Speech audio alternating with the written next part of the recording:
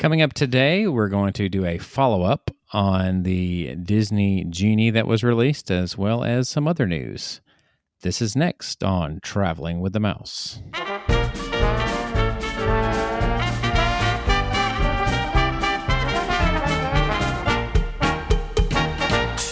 Welcome, everyone, to episode 326. My name is John. I am hosting this episode, and I am joined, as always, by Adam. What's up, everybody? And Jason. Hello, everyone. We're back for yet another week. I'm excited to be here. I did not upgrade, though, to the Plus edition of the podcast this week. I'm going to just go via standby lines for each of these news stories. Is that all right with everybody here? No, that works. I mean, it works for me. I would probably be in standby. Depends on the story. Oh, I will pay to get to the front of the line if we do any Bash Chapek stories. Is that okay? I'll do the lightning link for those. Well, I think every episode involves bashing Chapek now at some point. Oh, okay. Gotcha. Or at least mentioning him. Those are the tier 1 stories. You know, right, the tier 1s. All right, so I thought this week we would kind of start off and get the more informative, I guess we'll say, type stories out of the way, so we can open ourselves up for discussion on some of the better ones. Although this news week, obviously not as exciting as last week's was. Infuriating. Oh. Yeah, I think we spent an hour talking about Genie last week. I mean, it was a lot to digest, so yeah. Why don't we start by getting, like I said, some Disney Plus out of the way. There's going to be some releases coming up in September. I'm not going to go through all of it because most of it is not stuff that I got to be honest. Yeah, I mean, I guess since I said that, I'm going to have to give at least an example. So for September the 1st, Wednesday, we have things called like Alaska Animal Rescue Season 2. I didn't even know there was a Season 1. Anyone else here feel that same way? Yeah, didn't know. Caesar Milan, the Better Human, Better Dog. Yeah. Chippendale Park Life. I'm not entirely sure what that is. I've heard of that one. Yeah. Doug Days, Marvel Studios Legends, Monsters at Work. Of course, we've heard of the Turner and Hooch remake that they were going to do. And then What If, episode 104. So, so there's just an example of one day, and most of that stuff I either have not heard of or I'm not even sure what it is. How many of the stars of these various films are going to complain about being released on Disney Plus for no extra charge? These probably none, because they probably got a nice contract up front. Right. I was looking at this one, September 3rd, Dark Phoenix. Isn't that the X-Men movie? Or am I thinking of something else? It sounds like it could be an X-Men movie. Yeah, they're adding to it. Yeah, the X-Men, the Dark Phoenix is X-Men, yeah. Yeah, I was thinking I had seen that before, but I couldn't remember. It's been a while. So I know the movie Tomorrowland, which I thought was pretty good. It's been a long time since I've seen it, but it's going to be added to Disney Plus. I fell asleep halfway through that movie. Oh, really? Not that exciting to me. Okay. Now, Pirates of the Caribbean on Stranger Tides, they're finally adding that one to the lineup. I guess whatever contracts they had otherwise finally ran out. So not to promote too many other things, but I don't know if you guys follow Screen Rant, the pitch shows on YouTube where Ryan George, this guy, does the movie pitches, and he just sort of did a few of some of the Pirates of the Caribbean movies, and they're pretty funny on how he does the pitch meetings for those. I've seen the Star Wars ones. Yeah, it's pretty funny. Like, he calls out a lot of the inconsistencies in those pirate movies. He's like, yeah, we're just going to lean into the magic here. Because there's that part where Will Turner can't come on land. And they're like, even though 10 minutes ago we just saw that Davy Jones can stand on land as long as he's in a bucket of water. But, whatever. We'll just ignore that fact. Right. Those movies just got progressively sillier. Some things. That's true. The first one really is the best. It's still just like some of the stuff you could nitpick about Star Wars. You can't take it too seriously. Oh, you definitely can't take Pirates of the Caribbean seriously. Like, if you care anything about physics, that's for sure. Well, speaking of, I actually want to watch those again. I do want to go through them. Now, I'm going to say I like those movies. Those movies, I still enjoy them, even though they're silly. I still enjoy all of them for whatever reason.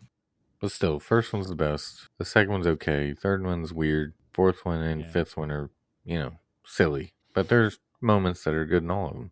So, anyway. So that's kind of the somewhat, in my mind, disappointing releases to Disney Plus. I forgot. Did we talk about that behind the attraction thing? Did you guys watch those episodes? I have not watched them. You gave me a poor review in text, so I didn't even bother. Oh, okay. I couldn't remember when we talked about that. This wasn't on the show. You texted me that you didn't enjoy it as much. I mean, they're okay, but they're not as in-depth as I would like for it to be. Right. They're kind of, for a younger audience, silly, quick cuts, and the narrative is a little lacking. I want like a Ken Burns documentary on every attraction that's like 17 hours long. That's what I want. But what's that Ken Burns documentary going to look like when we get older? And then there was the Bob Chapek era. And then they play a little bit of violin music in the background. Little letter from Chapek to tomorrow. If I don't see some cuts by this time tomorrow, you're out of here. Yeah, it was a sad time. And then they'll have like Joe Rody talk about, I was forced to retire, and even though I was finishing a second private island for Disney Cruise Line. Yeah, what's even is that still happening? I haven't heard any mention of the it's not been in the news very much lately. No, hopefully I mean it's got to still be happening. I think the Wish is supposed to be ready by the time the Wish sails. So that's probably not going to happen. I mean, I don't think Tron will be ready by the time the Wish sails. Let's see. The Wish is scheduled for June of next year, right? So, we all have to wish for a second island. You have to wish. You have to wish really hard. You have to wish upon a star. I've been seeing the photos. I've seen a few folks on Twitter that have been back on the Dream and have been to Castaway Cay and looks as pretty as ever. Well, since you mentioned the cruise line, they did just recently announce I guess we can call it mandate for vaccines on Disney Cruise Line. For anyone 12 and up. Yeah, I think this is on the heels of the fact that the FDA has given full approval to the vaccine. These mandates are just coming around everywhere because that's how it is. The Pfizer vaccine. Yeah, I think one of my friends on my feed this week posted, even dogs have to get their shots to play with other dogs. So are you better than a dog? I'm not even going to go there. I mean, some maybe. Sorry. Okay, so guess what else? This is some sort of major news that happened this week or since the last time we recorded. You know that whole Disney Resort hotels guests that are staying in a deluxe villa or deluxe resort are going to get to have the extended evening hours? Yes. Well, the beginning schedule for this perk has now been released. Ooh, tell us. And so we have current dates. We have dates of October the 4th, 11th, 18th, 25th, October the 27th, and November the 1st, and November the 3rd all have dates. These are all Mondays and Wednesdays, by the way, involving Epcot and Magic Kingdom. So October the 4th was Epcot 10 to midnight. The 6th was Magic Kingdom 9 to 11, and they kind of alternate. So they basically... those dates that I just gave, whatever night, the first night, like I started with Epcot, the next time you see it, it's Magic Kingdom. So it's like once a week? 2 nights a week that they're going to 2 nights a week? do it. Yeah, Mondays and Wednesdays. So if you're a weekender, like I usually do, you're out. Yep. Epcot's going to midnight, and Magic Kingdom is going to 11. That's kind of interesting because I don't think that's ever been like Epcot being later than Magic Kingdom. Normal. Can they not do some math? I mean, if you leave Magic Kingdom open to 2 a.m., do people not spend a ton at Casey's hot dogs like all throughout the night? I feel like they just should be raking the money in. Do an all-nighter? What year is the last time they did like a 24-hour park day? When was the last time they did that? It's probably like 2016, 17, somewhere in there. Yeah, I was going to say it's when they did the Memorial Day thing. Yeah, it was probably 5 years ago, 4 years ago. Yeah, it's been a minute. Forgot exactly when, but yeah. I think they probably figured that whole thing was very much like a novelty thing and it wasn't meant to last long term. I mean, it's kind of cool to say you've been there at like, I don't know, like 5 a.m., I guess, or whatever. But it also probably wreaked havoc on their maintenance schedule. Yeah, for one day though. Yeah, for one day. Yeah. Those guys that keep the people mover running. Whew. Right. They put in an all-nighter. So they did also give a list of the attractions that will be available during these. Would you like to hear that list real quick? Just tell us. I really want to make sure mermaids in there. It actually is, yes. Oh, okay, good. Will Ariel be functioning? Sorry, go ahead. No, that I don't know. Do you see that? You know, that's on a night-to-night basis. Yeah. It's a Small World, Astro Orbiter, Big Thunder Mountain Railroad, Buzz Lightyear, Country Bear Jamboree, Dumbo, Haunted Mansion, Mad Tea Party, Filler Magic, Monsters Inc., Peter Pan, Pirates, The Carousel, Mine Train, Space Mountain, Swiss Family Treehouse, Barnstormer, The Carpets of Aladdin, Pooh, Tomorrowland Speedway, made it in there, believe it or not, and Journey of the Little Mermaid and Tiki Room. One of the attractions you were just talking about is absent. People Mover. It was not listed. That makes sense. So it's not in there. Matter of fact, most everything is in there. I didn't hear rafts. No, that's another one that's not. Rafts is not on You there. should do a night raft. Why don't they put lights on Tom Sawyer Island? Just have you be able to go over there at night.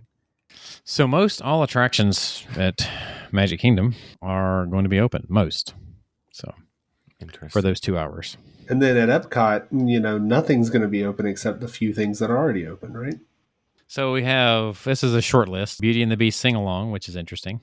Frozen Ever After, Grand Fiesta Tour, Mission Space, Soarin', Spaceship Earth, Test Track, and The Seas. So no Living with the Land?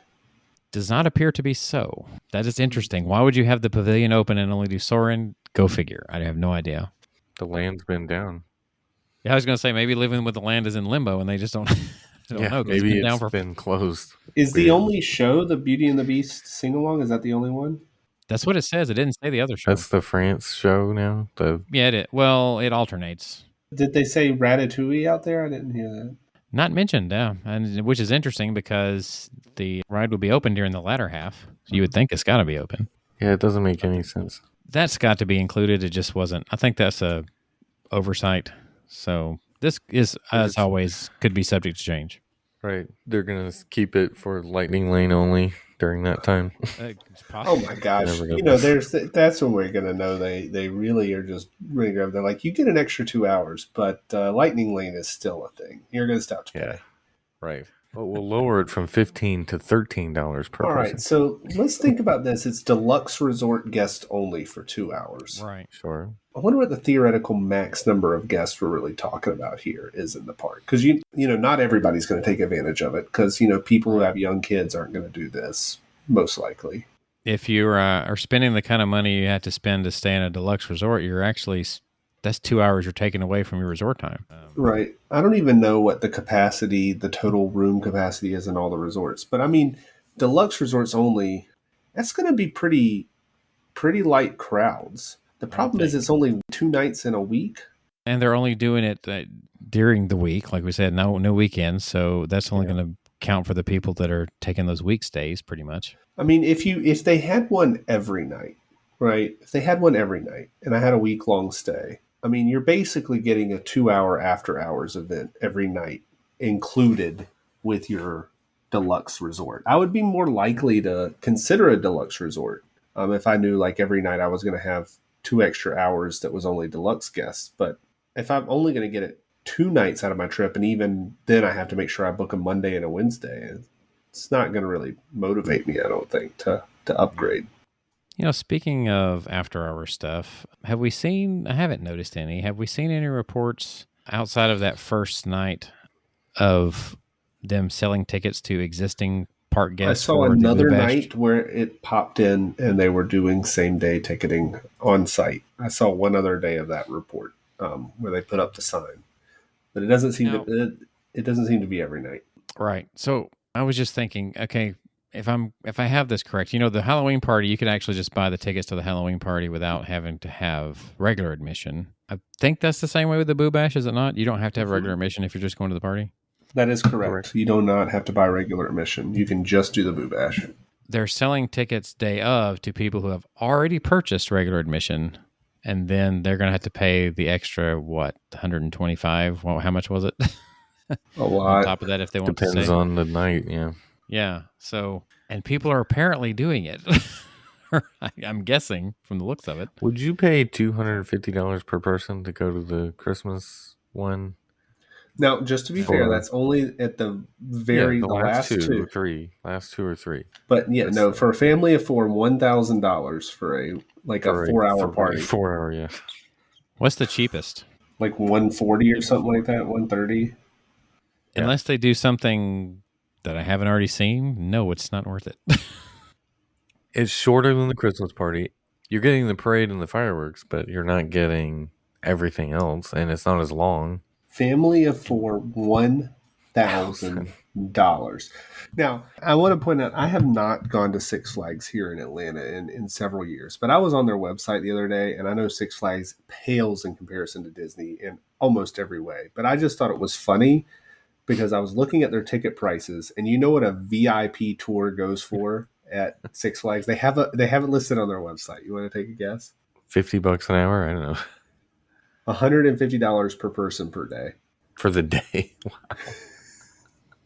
And what does it include? They said there's both guided and unguided options. Basically, you get front of the line access to whatever you want to do. And I'm just like, that is like the cost of a day ticket at Disney. I could go do the ultimate. I could just do whatever that I wanted at Six Flags. So at Six Flags, you could go to the front of the line as many times as you wanted to for less than what will happen with Disney Genie. For less than a 4-hour Christmas party. Yeah. Yeah, that too. Wow. It doesn't guarantee you any spot in the line. Except for your ability to get in the line. Yeah, I get the pale in comparison, but still. I gotta actually have a pretty fun time at Six Flags for that $150 though. I mean, yeah, if saying. you go and if you want to ride those coasters and as much as you want, sure, you'd probably be sick to your stomach within like the first hour, but whatever. Yeah. I thought I would look at right here. I just did like a Google search of Disney Genie just to kind of get how the headlines look as far as how it's being received. Oh, yeah.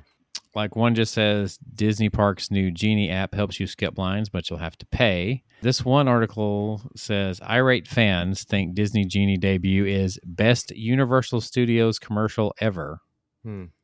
Is the headline. Disney kills FastPass for costly line skipping app. Disney is eliminating a beloved free perk at its U.S. theme parks.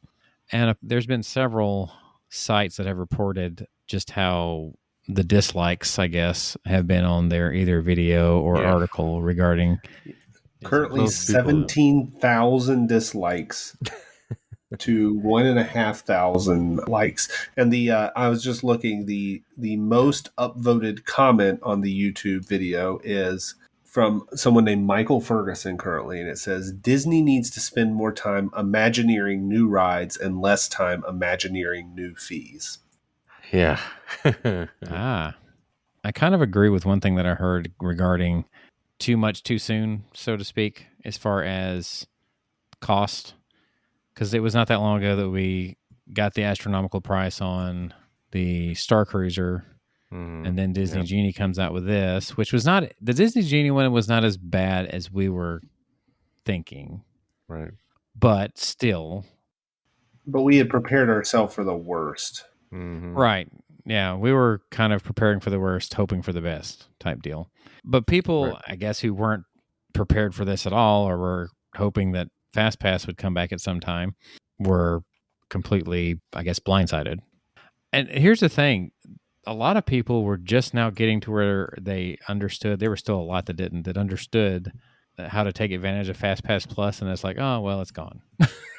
Well, I mean, you know how ubiquitous FastPass is, and you're not going to get people to stop saying it. You know, anytime I talk to people who have even a passing knowledge of Disney, maybe they've never even been, they're like, oh, how do you get in front of the line? How do you get all those FastPasses? Like, FastPass is a universal term, you know. They had a good branding.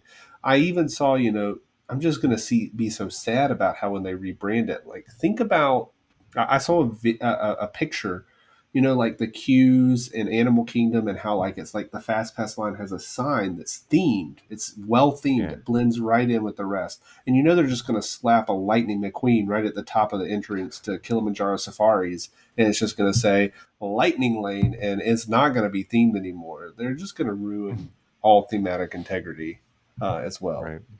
As I mentioned in my trip report from Sesame Place a while back, what is it? About the first ride that we went to the front of the line. He said they have Fast Pass. Yeah, he's like they have Fast Pass. I was like, oh really? Is that what you call it here? Right. But see, everyone just adopted it, or it's just Disney. And I just want to point out the other thing we didn't mention is the fact that there's the Magical Express. So like the prices came out for that, and a round trip on the Mears Express, which is going to replace, or Mears Connect or whatever it's called, that's going to replace the Magical Express, will be $32 per adult and $27 per child round trip. So if you take a family of 4 and you fly in, you're talking $64 for the adults, $54 for the kids. You're adding another $118 to your trip for a service that was free and included in the past. And Mears Connect is also going to offer for up to your first 4 passengers, it's $200, an additional $55 per passenger if you want the premium level of service, which is a direct service with limited to no wait time. And so you can also just pay like, I guess that's minivan level of prices to just go straight to the. And I think they were mentioning this, like if you took the vacation in 2019 and you take the same vacation now, you fly in, you're talking another $100 and something bucks for this. Right. Like, parking at your hotel, at your resort. I mean, it's just thing after thing after thing where you're paying more for less. Not even the same experience, but a worse experience. Right. They've cut all the entertainment. I saw someone on Twitter try to come in and be like, they've had a rough few quarters and they have to cut. They were cutting entertainment long before this even happened, and they aren't bringing it back. And they're bringing back like crap replacements. It's really sad. I really hope they just get rid of Chapek when his contract's up. I think he is just the worst. Mr. Slice and Dice. That's my lightning lane for the day right there. Mr. Chapek's Wild Ride. I would like off. We knew we were going to get it at some point. Yeah. Well, you were speaking about entertainment. What do we think about the whole DJ thing that had been showing up? Oh Lord. This is a very it's like speaking of Six Flags touchy subject, because there was a lot of outrage, and then there's a lot of outrage about what happened at the end, right? So like there's outrage on both sides on this one. That was a very seemingly cheap. It's something you'd see at your local carnival, I think. So they replaced the Kiss Goodnight, right? Yeah, it was a plainclothes DJ on the top floor of the train station after the fireworks. Giving announcements. That was like playing like Party in the USA and giving the announcements. It was like, what's up, everybody? Welcome. And it's just like not there at all. And, it went up on social media and everybody flipped out on it. Right. It happened again, I think at least a few more nights. And then Disney pulls the DJ right before he's about to go on based on what we had presumed to be the backlash. And now there's a equally vehement set of folks on Twitter, for instance, that are upset that the social media folks got this DJ fired. And I mean, I think the thing is like that DJ probably had a spot somewhere at Disney World, and they should keep him and they should put him somewhere that makes sense. Move him around, yeah. Mm-hmm. Yeah, but that was pathetic as like a Band-Aid. Like, how much does it cost to put the Kiss Goodnight up? Like, it doesn't even cost anything. Just play a recording, yeah. I was about to say, there is no way that they pulled him last minute and he still didn't get paid something. All I can say but is that. He's not going to get to keep doing it. No, he's not going to get to keep doing it, but still. He got paid for doing nothing that night. If anyone is driving a red Buick LeSabre, you left your headlights on in the parking lot. Right. Yeah. You're in the Genie parking. Genie parking. Yes. Sorry, there is no tram service. I'm sorry. That's still not available. You will have to walk back now. The Genie. Yes. The fact that they still don't have tram service, my lord. Is Buick even still making the Sabres? I don't know. Well, I think the tram service though is probably cast member related, right? Like they don't have enough. They're just Cast waiting member to figure stuff. out how to charge for it. Well, because I say that because it was not that long ago that we did see that there were hiring for that. So Yeah, the express I tram assume. to the front of the TTC, I or mean, you can walk. oh man, yeah, no, like play the. So I mean, a lot of the points were like, remember the citizens of Main Street? Like, what happened to them? Like, Right, they used to have a mayor and Yeah. some other folks. Yeah, Although I enjoyed Gone. Citizens of Hollywood much more. Yeah, they were much better. yes, they've used DJs and like Tomorrowland and things like that. It's just like I think it would have ruined a little bit of the thematic stuff for me too. If I literally just saw Happily Ever After, the music ends and I turn around and it's like Party in the USA as I'm walking out the door. Like I would rather have Mickey wave me out or have the Dapper Dan sing me a song or something, you know? Especially on Main Street, where the theme is turn of the century America. You know, Party in the USA makes sense. Yeah, it does. 100 years later, Miley Cyrus is a Disney alum, a very proud Disney alum, right? she was around in 1900. Product that Mhm. is a success story, right? Sure. I mean, if they really want some cheap entertainment, just get Bob Chapek out there and let us boo him as we walk out the door. Just put a cardboard cutout of him up there, and we can throw stuff at it. Sorry, That would draw a crowd. yeah, that's horrible. It's like in Buzz Lightyear, we have a new Chapek target. That would it'd be the most hit target in the game. All right. So we did hear a little bit of something earlier today regarding Ratatouille and the boarding groups Okay. about them being available at 7 a.m. and 1 p.m., and which is exactly like Rise of the Resistance. Will most likely run out quickly. I don't know. Do we think that that's gonna? It's probably not going to be able to sustain the running out quickly as long as Rise has. I mean, right? I would think not. I mean, Rise isn't running out quickly right now.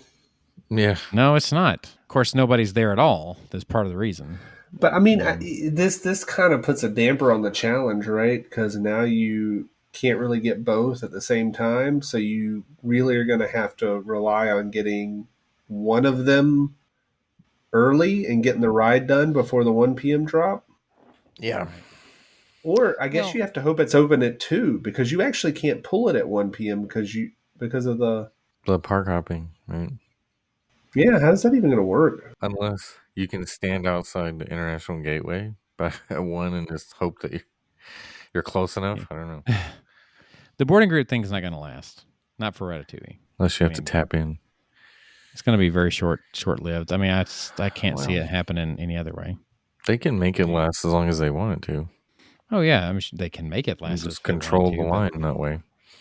How much you want to bet that the first day the Genie Plus rolls out, it's going to sell out within like seconds?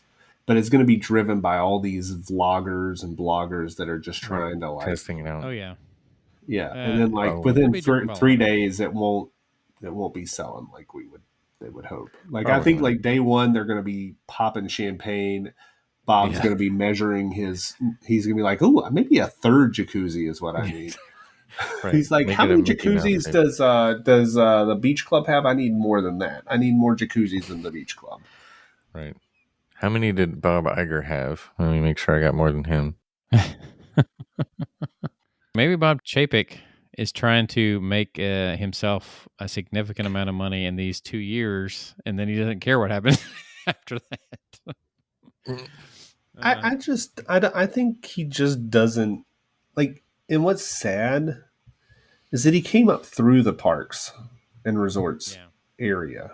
Like, it's not like he's like came in and he's like, disconnected from like the whole idea of parks and resorts.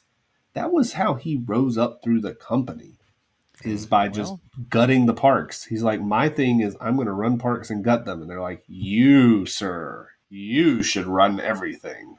Profits. The guy who rescued Disney was an outsider. Just saying. Maybe we should get another one. Really? Do we think tomorrow is just going to be turned to the dark side before he has a chance to lead because he's under Chapek? I think they would probably benefit, truthfully, once again, like they did with Eisner. Eisner was an outsider. That's the one I'm talking about, folks, just in case you didn't figure it out.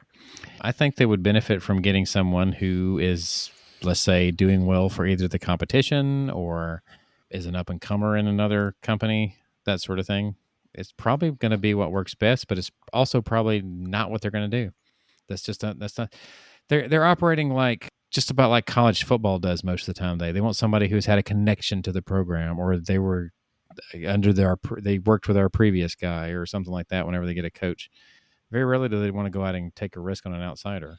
And I've heard that's how they hire for most things at Disney. Is they don't really hire a lot of external. They like to hire from within for a lot of folks. They want you to come in and work your way up. But don't get me wrong. It is nice to reward the people who have been there long term, but it's not always the case. Sometimes sometimes there's something new that's needed. Fresh blood is needed sometimes.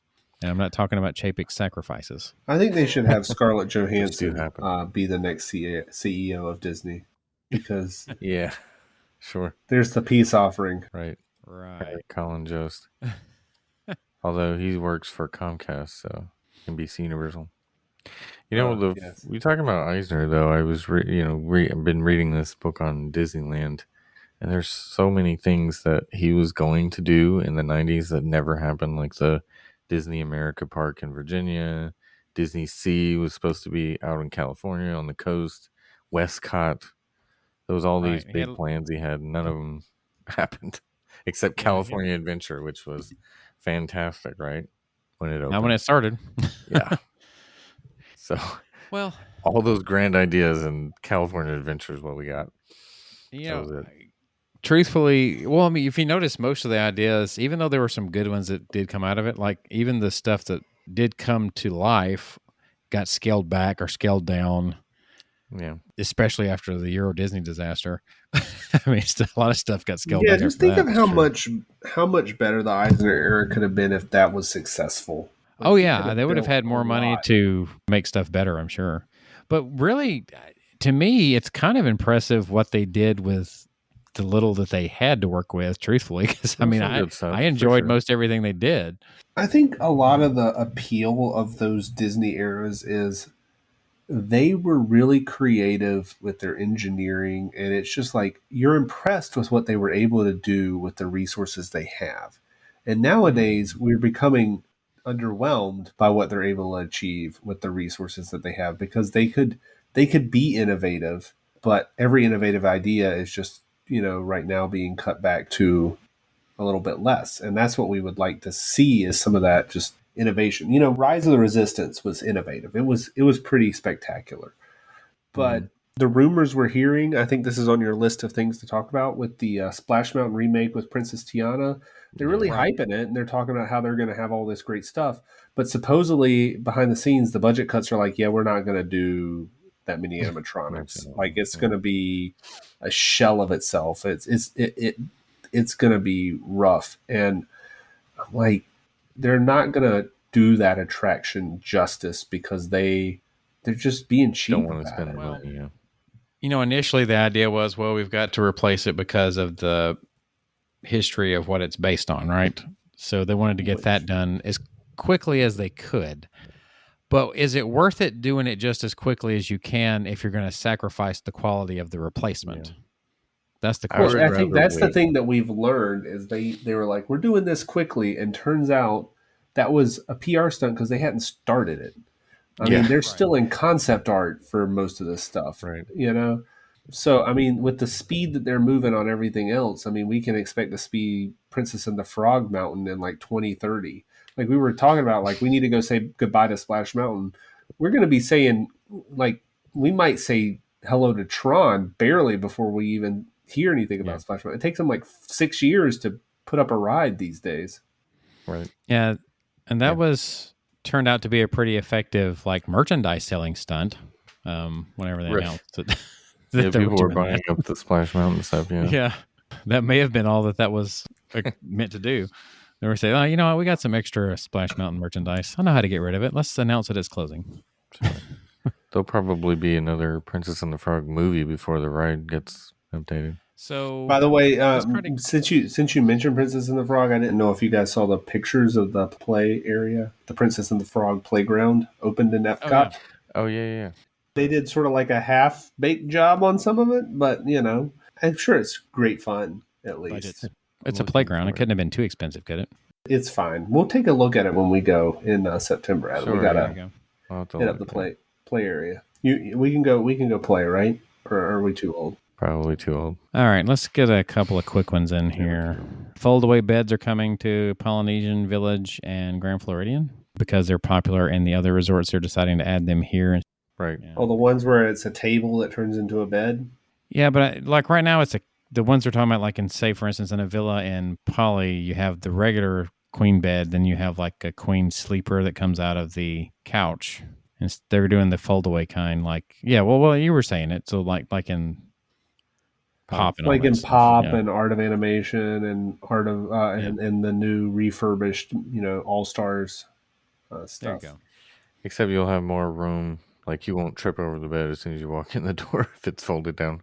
That is the one thing that's a good advantage with Pop now, especially because that was a problem back in the day.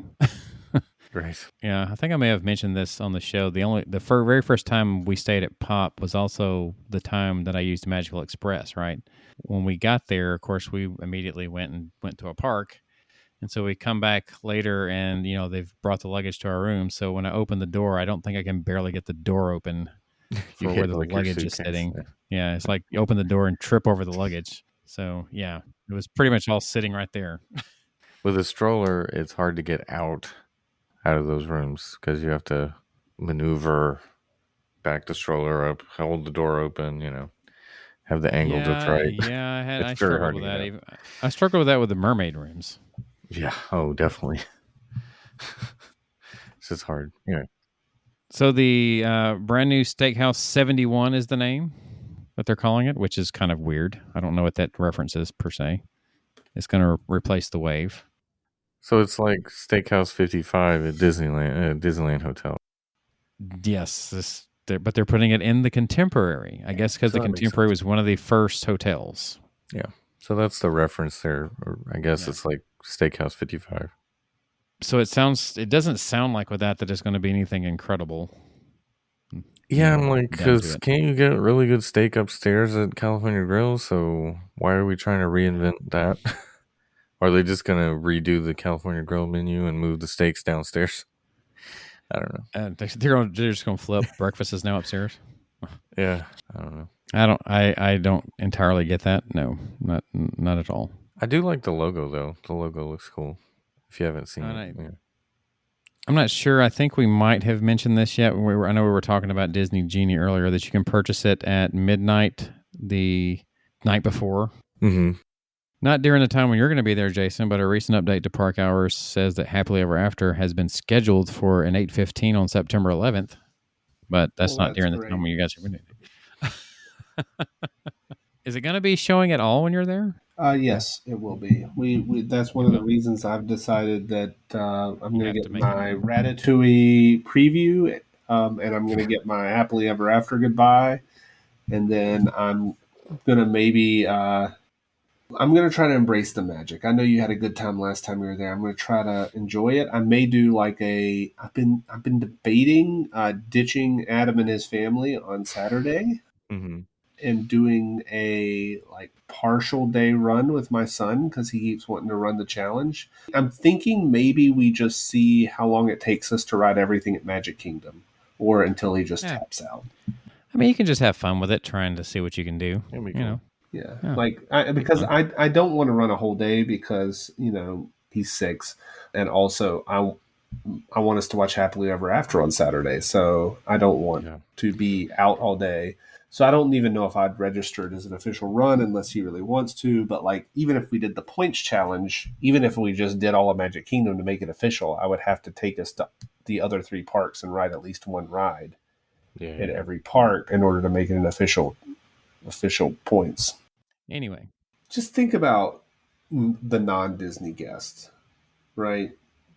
books a trip, 3-4 days. They don't come to Disney very often. They show up Yeah. at their hotel and they're like, "Where should we go tomorrow?" And they're like, "Do you have a park reservation?" They're like, "How do I do that?" Okay. They get a park reservation. They show up, they're at Hollywood Studios. They walk up to Rise of the Resistance and they say, "How do I get on this ride?" They're like, "You already missed your chance. Yeah. You could pay to get on." They're like, well, "How do I do that?" "You got to download this app." Okay. Yeah. Right. Right. You And spend and half your day trying to. yeah, and it's just going to make it so it's making it worse for them too. Like I think the whole idea, the whole sales pitches are like the average. We might hurt a few of these folks that come all the time, but the average guest is going to have a better time because they get to do what they want. But it's just really complicated. You're like, okay, which part do I reserve? Okay, now I've got to get my boarding groups. I also need to get my like max pass, and I need to get my paid passes. It's just too much. It's almost like you need a travel agent to help guide you through before you get there, and then can help I mean, you yeah, you need a along the travel. way. Like, if you don't have a travel agent and you're not an expert, you're gonna suffer at Disney World. I really wish they would have I really wish they Yeah, would at least try it out first in this era, like unlocking the old fast pass system, but just making it same day. yeah. And just let you do one at a time. That would have been Yeah, That's that Max actually. Pass. That's Max Pass. well. I mean, you don't have to pay for it though. What I'm talking about. But even Max Pass was Right. fine. Max Pass was $20 upgrade, but Max Pass technically you could get the fast pass at the kiosk for free still. But Max Pass was worth the upgrade to be able to do it on your phone. This also, yeah, I don't think we mentioned this. This also means the paper fast pass are totally gone now with this. No Although the more. fast pass kiosks are uncovered and back on for whatever reason. But yeah, I feel like it is the case that if you're going to go in this new era, it's confusing for us, and I feel like we know a lot. So Yeah. like, and if you're not an expert, you need a travel agent to figure this out. You Yeah. absolutely do. And we just happen to have someone partnering with us. I call it our A good neighbor travel agent. good neighbor travel agent. And we have someone specific. Her name is Jill Dilbeck. So if you want to book travel to Walt Disney World, Disney Cruise Line, Disneyland, Universal Orlando, she can help you do that. And if you go to our website, travelingwiththemouse.com, there's a little button there now that has her name, her info on it. It goes directly to her Facebook page. She's also affiliated with mickeyvacations.com, which is an affiliate of Academy Travel. So you can go to our website and find her there, or you can go to Facebook. Her Facebook page is at Jill Dilbeck Academy Travel. She can help guide you through all this craziness, just like we're trying to do, but she can book it for you. The benefit of a Disney travel agent, as I understand it, is they're not extra. No, You're really just correct. taking a few dollars out of Chapek's wallet and putting it into a travel agent's wallet, and you're getting a benefit out of it. That's true. If you really want to stick it to Chapek, Disney pays the commission to the travel agency. So if you're booking directly through Disney, Disney gets that commission. So there you have it. But again, it doesn't cost you a dime more than what you would pay Disney, and you get a dedicated travel agent to help you navigate through all this stuff. So it's a win-win-win. Right. Yeah, well, we There you should have it. probably start using it because I keep spending all of this time just Yeah, checking hotel deals, and it would just be so much easier. yeah, And they so I can do it think for you. for like some of our trips, we need to start just going through Jill because it's going to be. Yeah, I I agree. don't I really think we have will. time to just spend click and refresh every other day to figure out, hey, is there a deal up? Is it a pass holder deal? Is it not? I mean, Yeah, that's what they do for you. that is the beauty of a travel agent. They will find the best deal for you, get it, book it. They'll give you advice on dining, things like that, if you need help with those kind of things. Yeah. Book them for you. I mean, You don't have to check it constantly for yourself. I thought Disney was trying to sell us a travel agent named Genie, but he seems pretty. Yeah. It seems more in Disney's favor than our favor. So Right. the Genie service, at least. I've seen a lot of people point out the fact that in the movie, of course, Genie grants you 3 wishes, but in here, you have to pay if you want to get any of the, like, you can get the recommended stuff that you can already do yourself for free, or you can pay extra to get the other 2 wishes, I guess. I can say, wasn't Genie a better title for the old FastPass system? Because you got 3 to start the day. You got three for free, right? Yeah. Right. It would have been better. It would have been a better title from previous. Right, but now it's one at a time. I wonder what would happen too. I can't wait to see it actually, because I want to do like, hey Genie, I want to do everything. Tick tick tick, check everything, and then see what it tells you. Yeah, go to the teacup. I am.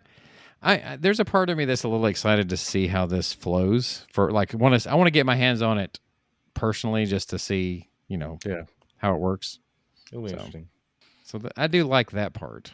Of course, I'm a person that likes change, I guess. So until I find out it's a bad change, hopefully I won't find that out. But it's not starting off on the right foot. It is. So, it's not the way it is right now. They're going to have to tweak it several times over. Well, sure. As I've mentioned on here before too, I was actually at Disney whenever they were doing the FastPass Plus rollout, and there were people complaining about it then. Yeah, people complaining it was going to be a good thing. I didn't know how to use it, but that yeah. There's always going to be people that complain about everything, no matter what it is. But well, I do remember this. That was 2013, and I was not alone in that guest services line by a long shot. Matter of fact, I wasted a good bit of my day being in that guest services line. So I was not the only person having an issue. I remember when they were doing that. Being there in 2014, and I could only pick 3, and then after we used those 3, we couldn't pick any more. Seemingly. That was before they rolled that out. It was April of 2014. And then it was maybe a month or 2 later where they let you do an additional one each, after you use those 3. They started saying, after you use this, yeah. Yeah. But when I was there, I couldn't do it. And shows you how long it had been since I was there. I had a PhilharMagic FastPass because I didn't know at the time. I was like, oh, this is popular. Let me grab that one. Just so we can get in without having to wait. I think one of my first 3 I got at MK was, I think Mermaid was among them. Yeah, it's just... I think the other 2 are at least decent rides, but I can't remember. All right. Last week we happened to mention how Monorail Orange had a power fail, where Silver decided to join in. He didn't want to be upstaged by Monorail Orange, and it had a power failure. So with all these Skyliner things that happened, the Monorail had to say, hold my beer. Exactly. So now it's taken its all place. All the Skyliner things, I don't know. There was a few. A handful. There was a few crashes over the last month or 2, a few months. Oh, by the way, the Tune-In Lounge, this might be a good thing. Is it back? It is, but it's just for drinks. Like, there's no food being served there, interestingly enough. I mean, there's no seating either. It's just like walk up and get a drink. It's pretty much what it is right now. I don't know. There's no seating at the bar there. Gosh. So it's like drinks to go is at the Tune-In Lounge. So I don't know. Nothing can beat Baseline at this point at Hollywood Studios. I guess what they figured there is they were trying to maximize profit if they're going to open it at all. Because think about it. I mean, just sell booze. Shoot, just go to the cart outside of the stunt show. Isn't there a stand outside of the stunt show that sells cocktails? Why wouldn't you just I don't know if they've opened that since COVID, though. I thought it was open. Well, maybe not. At Hollywood Studios, isn't there like, I don't know, a place to get a drink like every 5 feet or something at this point? I mean, kind of. I'm very... Some are way better than others, though. Like the trash can theory that Walt had. How many feet apart was it? I mean, basically, if you go down Sunset Boulevard, you can ride a few good rides, but don't eat or drink anything down that way.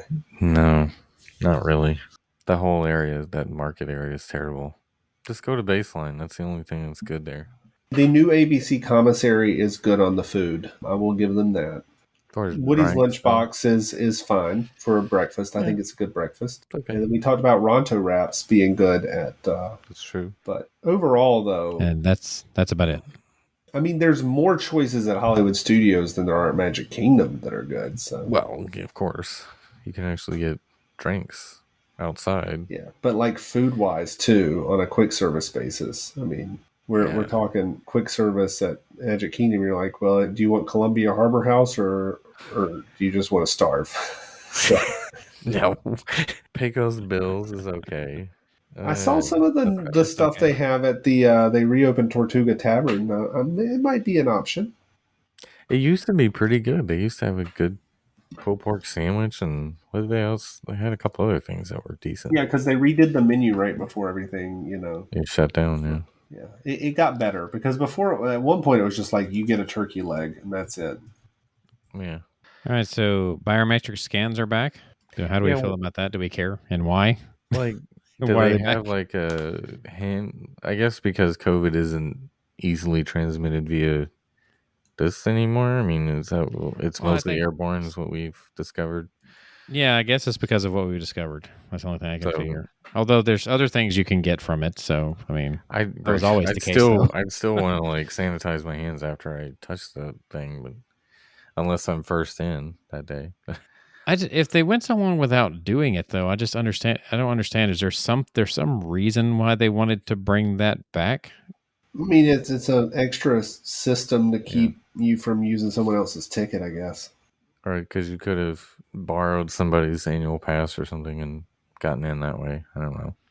I just had this whole. You remember the Demolition Man movie kind of picture where he like the retina scan where he plucks out his eyeball to get in there. Right. I don't think anybody's going to that length with fingers. Maybe they'll do retina scans eventually. By the way, this is off topic. Okay, well, go ahead. It just popped into my head. I saw this thing. I didn't realize it was a thing. But if you go to Galaxy's Edge at the Droid Depot, have you seen the gift card you can buy? It's like a metal. It's like a metal gift card that has the Black Spire Outpost logo on it. Oh, and you can use it anywhere. You have to put a minimum of $100 on it because it's like a giant metal thing. But I'm like, I would totally do that. I forgot what they called it. It's like a Black Spire token or something. I can't think of what it's called. But you buy it at Droid Depot. You're going to say, we're over here talking about, Disney's just charging too much for anything. Metal gift card? I'm in. But it looked awesome. It's like a big metal coin almost. It's like, but you can use it anywhere. They're like, if you want to use it at the Food and Wine Festival, you can show up with your whatever it's called. Yeah. Okay. So here right quick, speaking of Star Wars, something I kind of forgotten about. Did you guys happen to look at that picture of the overhead or like the sky view of the hotel, the Star Cruiser? Yeah. By reconstruct. I've seen several pictures, yeah. I was expecting it to look a little more like a Star Cruiser. Well, if you look at it, like if you reverse the image, like you can kind of see the shape of what it sort of looks like. Yeah, I'm not buying it. You thought it would actually be themed to the Star Cruiser when you don't actually ever see it outside? Well, yeah, the way that the way in some way, because the way that it was outlined and everything, I was expecting to see it look like an actual Star Cruiser. I was wondering, this is supposed to be immersive, man. Well, the point is when you drive up, you're never going to see it. You're never going to see the actual building. They hide it with that little berm and then the entry area. And then you're supposed to go to like a shuttle, right? When you get to the lobby, you go in like an elevator and you go up to the... So you're not ever... The ship isn't even... You don't just walk onto the ship. You know, the part right there at the back that I assume are the rooms looks just like the suites at Art of Animation, that style. Yeah, it looks like a Hampton Inn or something from the back there, but... I don't know. I guess maybe I'm reading too much into it, but I was expecting it to look a little more like an actual Star Cruiser. What are you talking about? Have you not been to Epcot recently and seen the barges and the fountains? Like, it's not going to look good, folks. Yeah, good point. Yeah. But on the outside, it's like the least theme resort ever, is my thinking. But you're never Oh, going outside. There's no windows. You don't go right. outside. You're in a prison because you're not allowed to go outside. Your outdoor time is your excursion to Batu. Right. Okay. That's another one that I guess the jury will be out until we see to what level the immersiveness What runs. happens, like, maybe those free magic bands they give you are like shock collar things, and if you venture outside of Batu, they bzz, if you try to go to baseline tap house, you have now exited Batu. You will be stunned. Shut for stun. They'll send the stormtroopers after you. Yeah. Right. You cannot leave Batu. This is your mandatory fun hour. You will enjoy it. Maybe I'm speaking for just myself here, but has any of this made you like look a little harder at least for the stay anyway at someone like Universal or somewhere else? Nope. Nothing, not at all. Nope. It is. Yep. It is. I have seen some folks post some pretty nice stuff from like a couple of the Universal resorts. I love the theme of Cabana Bay. I'll say that. Right. I do like that is the thing, is I would consider maybe sometime just trying Cabana Bay out, because I think my son would really enjoy Cabana Bay. They have It a is decent cool. pool. I don't know. Your dollar goes further there by a lot. Yeah. Yes. And I mean, let's be honest. It's 2 years ago, right, when Hagrid's opened, and they had the long waits and everything, and then Galaxy's Edge comes along, and it's running well. Rise of the Resistance obviously is heads and tails above Hagrid's, seemingly, right? I mean, I guess they're not really the same. They're not really a fair comparison of each other, but because they're released so close together was the answer. They consider them like the answer. So right now what we have is this time around we have one that is getting great reviews in Velocicoaster, and we're going to have a copycat that's going to be the next thing that opens for Disney, right? Yeah. It's still cool, though. It will. Yeah. And you can't ride it unless you've been to Shanghai, so... I have a feeling that somehow Universal is going to squander this sort of like ground they're gaining on Disney somehow. Like they're gaining ground. They have a big opportunity here to pounce because they definitely have the budget better off there, but they'll somehow screw it up. And Super Nintendo Land's coming up? Yeah, I'll believe that when I see it. I mean, Epic Universe, Super Nintendo Land, I think Universal's going to delay those quite a bit. So, well, I think they were still shooting for, what was it, 24, 25 for it to be completed. We'll see. Yeah. They should try to market against Disney's price stuff. They should try to use that as... They've always been a little bit cheaper, but I think the gap is right now is... That's true. The largest it's ever been. Yeah, they're well, right. They were pretty darn close pre-pandemic. Yeah, and what you get for it. But I was just curious because, you know, obviously if I go there, I would still do something Disney related, but that's just kind of how it's been for the most part. Like if I go to do one other park, I've usually included Disney in some way. Or for example, when we went to Legoland, I at least stayed at Mermaid for a couple. Yeah. I mean, the thing is SeaWorld's looking like a decent deal these days over there. They're not too expensive at all. Gatorland. They're actually... SeaWorld is actually... Have you seen SeaWorld's latest app? No. Go check it out. They really put some time into that one and really were thinking like a guest whenever they released that. They're actually looking pretty good right now. And none of this stuff is obviously in the same league as Disney right now, but people will look at these things as maybe alternatives because they can afford them, for one thing. Yeah. I heard from which one, I don't remember which thing. It might have been the Disney Dish. It might have been one of the videos I watched where the internal term at Disney is they're trying to attract the income qualified guests. Yeah. That was the term. It's their PR term for rich folk. Basically, yeah, pretty much. And I know Chapek keeps talking about increasing yield on his earnings calls. Like that's his primary thing, is trying to increase the yield from guest yield to each guest. Mm-hmm. We've seen it over the years. All some people here when they hear this stuff is like, oh, well, maybe it's going to detract some people, and so we should go.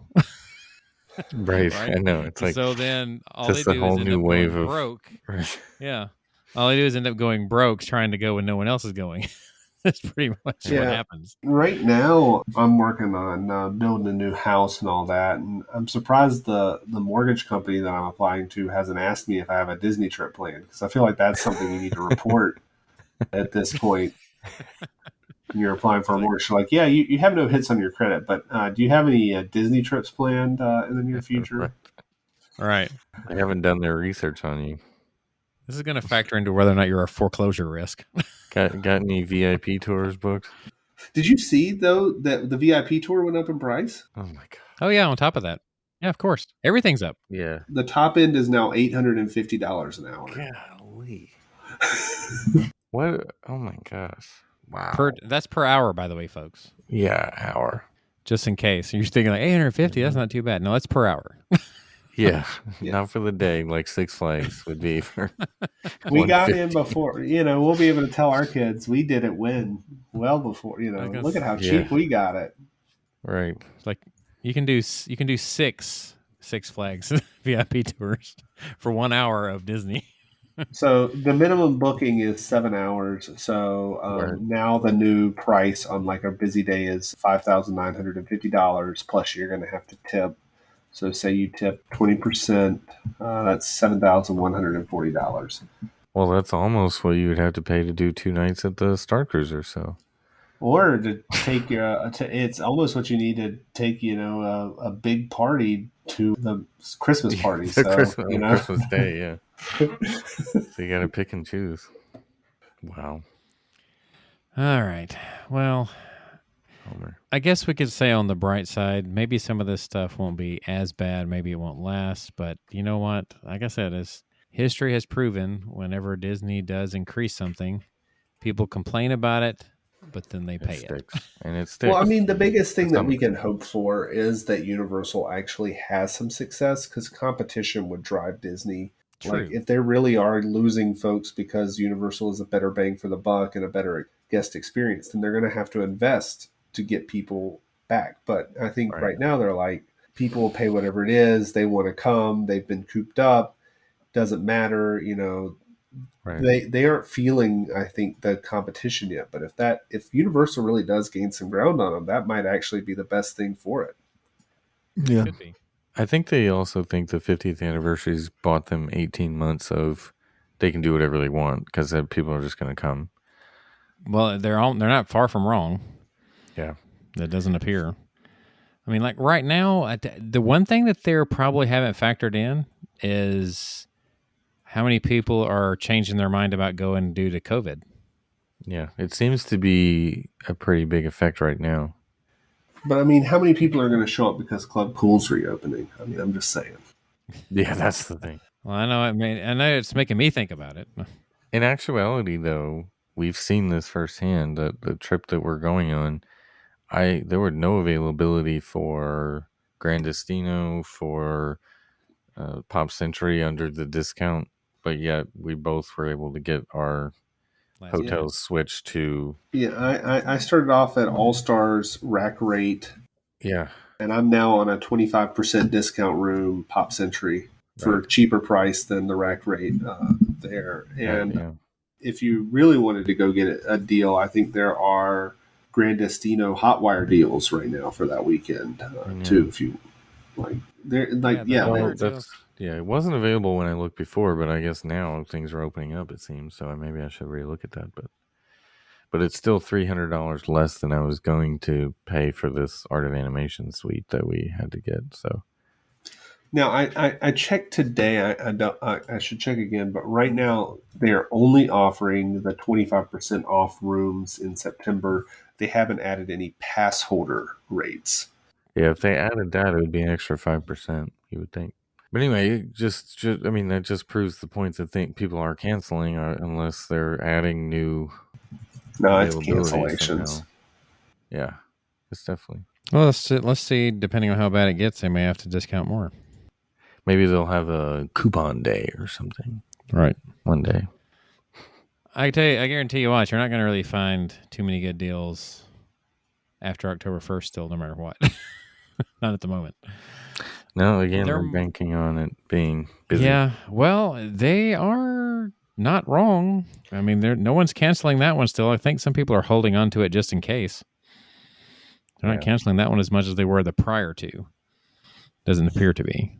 So the people who were going to try to go and say, oh, it's going to be slower then because it's before the 50th. And now they're like, well, COVID's plentiful again. Well, maybe we should change our mind. That sort of thing. Speaking of COVID, though, did you guys see that story about Tokyo is like shutting down their rides until like the afternoon? Yeah, until later. Low crowds. Yeah, I did see that. Yeah. So I mean, again, it's having an effect. Yeah. Well, I mean, whether they want to admit it or not. Anytime you look at Florida, oh my gosh, yeah, today was like touring plans. Yeah, if you look at the numbers for Disney, but if you look at the numbers for Disney as far as like the crowd levels, down to ones and twos, probably. Oh yeah, in some cases there's ones. That's unheard of. Even I know August is slower now that's unheard of for August still. Yeah, for it to have ones in it. So Florida keeps setting records on the number of COVID cases in a single day. So I don't guess they've peaked yet. So I saw a video of Tim Tracker when he did the Peppa Pig Hard Hat tour, and then he went to regular Legoland, and there was like nobody there, and I was like, "You sorry." Children, because I didn't get that. Because you had to wait in line for like 2 hours for something. Exactly. What was it that you waited for 2 hours? 2 hours. The Battle of Bricksburg. That one, yeah. Yes, and it was posted. I don't know, something like 35 minutes. Yikes! Yeah, that's bad. That's bad. And if you remember from my trip report, whenever we got out, I went back around to look, and it still said 35 minutes. And I told several people when we were getting our stroller, I was like, that's a lie. Okay, just so you know. I'm letting you know what you're getting into. We waited 2 hours just to get on this thing. So I don't know if you're going to get any better anywhere else around here right now from the looks of things, but that's not anywhere close to what the wait time was. So crazy. But, all right. Well, I think we've managed to stretch this one out long enough to our usual time. You can find us, as always, on Facebook, Twitter, and Instagram. That is all at TWTM Podcast.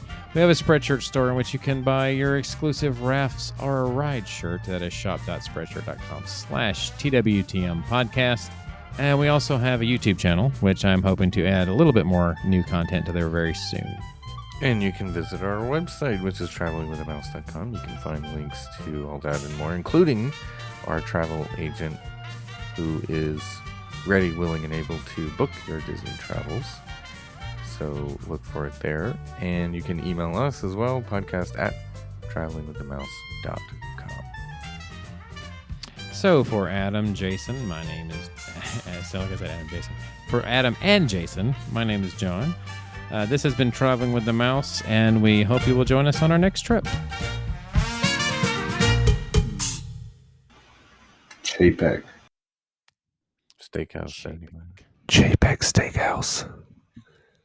Fuzzy Wuzzy. It grows the economy. It grows the economy. It grows Disney's economy. It hurts nobody.